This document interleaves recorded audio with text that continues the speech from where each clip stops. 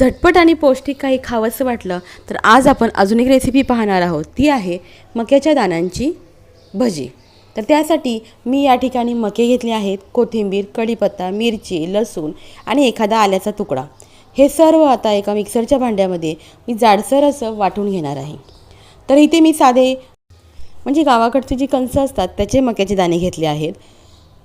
तुम्ही ग्लुकोज मकाही घेऊ शकता, पण त्यासाठी आपल्याला मिरची थोडी जास्त घालावी लागेल कारण ते थोडे गोडसर असतात.